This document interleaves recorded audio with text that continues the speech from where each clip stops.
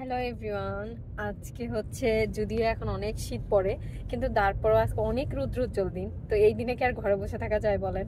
আর কদিন পর তো পুরা শীতে ঢেকে যাবে সবকিছু, আর কিছুই দেখতে পারবো না। তো এই জন্য ভাবলাম যে আজকে একটু বের হই। আমি যেহেতু ওই দিন উপসালা শহর পুরাটা দেখিনি, অনেকগুলো জায়গায় বাকি ছিল, আজকে বাকিটা ঘুরবো। চলেন আপনাদের সাথে নিয়েই ঘুরি। দেন আমরা চলে গেলাম গামলা স্থানে। এই যে লেখা দেখছেন, এটা হচ্ছে গামলা উপসালা। আমরা এই জায়গায় যাওয়ার পর দেখি ওই দিন এখানে অ্যাথলেট হচ্ছিল, অর্থাৎ 25 জন মানুষের অ্যাথলেট প্রতিযোগিতা। আর প্রতিযোগিতা বলতে এরা প্রতি বছরই অনেক অ্যাক্টিভিটিস করে, যেমন ফিজিক্যাল অ্যাক্টিভিটির মধ্যে অ্যাথলেটটা সুইডেনে খুবই কমন, এবং এরা প্রতি বছরই এই ধরনের আয়োজন করে থাকে। কি সুন্দর জায়গাটা না? তারপরে যেহেতু আমরা সকাল সকাল চলে গেছিলাম, সবাই মিলে আমরা সকালে নাস্তায় ছিল ভুনা খিচুড়ি, ডিম, মানে ভুনা খিচুড়ির সাথে মাংস, ডিম, এবং সবাই মিলে আমরা খাচ্ছিলাম। আর এখানে ভাইয়া রিভিউ দিচ্ছিল। কথা হয়, একটু রিভিউ দেন না, খাওয়া কেমন হয়েছে? আপু অনেক ভালো খাবার হয়েছে, সত্যি কথা। কি কি খেলেন আজকে? এই যে আপনি সালাদটা করছেন অসম্ভব ভালো হয়েছে, একটু ডিফারেন্ট লাগছে। তারপরে আচার, তারপর খিচুড়ি, ডিম কারিটা খুবই মজা হয়েছে, কম্বিনেশনটা just wow. Okay, thank you so much. আমরা খাওয়া শেষ করেই পুরো গামলা উপসালাটা দেখার চেষ্টা করি। ওখানে হচ্ছে উঁচু উঁচু দু একটা পাহাড়, না ঠিক উঁচু টিলার মতো আছে, আমাদের যেমন বাংলাদেশে অনেকগুলো টিলা আছে ঠিক সেরকম। এই গাছে দেখেন পাতার চেয়ে বেশি কাক বসেছিল।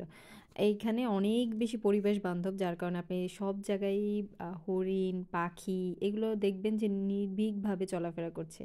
এটা হচ্ছে অটমের পাতা পড়ে একদম ভরে গিয়েছিল। তো পাতার মধ্যে গিয়ে একটু ভিডিও না করলে হয় বলেন? আমি একদম পাতাগুলো দেখে এত খুশি হয়ে গেছি, এবং তারপরে আমি কয়েকটা রিল বানানোর চেষ্টা করছিলাম। Finally successful. অ্যান্ড দেন আমরা ওই উঁচু টিলার উপরে উঠে যাই। টিলার উপরে উঠে ভিউটা ছিল অনেক সুন্দর।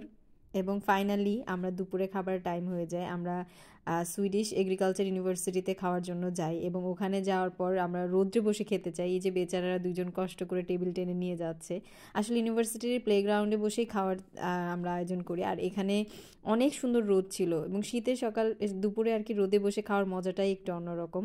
আর ভাইয়াদেরকে আমি জিজ্ঞাসা করছিলাম যে আসলে আপনাদের কি অনুভূতি এখন শীতের মধ্যে। ওই দিন 2 or 1 ছিল টেম্পারেচার, অনেক ঠান্ডা। আবার দুপুরে খাবারের পালা। এই যে যথারীতি সোহেল ভাইয়া আমাদের খাবার শুরু করে দিয়েছেন। পায়েস ছিল, গরুর মাংস ছিল, রুটি ছিল। আমাদের চুমকি আপু সব কিছু রান্না করেছেন। উনি আসলে অসাধারণ কুক করেন। এই যে রুটি, বেচারে অনেক সকালে উঠে কষ্ট করে সকল মজার মজার ইয়াম্মি খাবার তৈরি করে নিয়ে আসছে।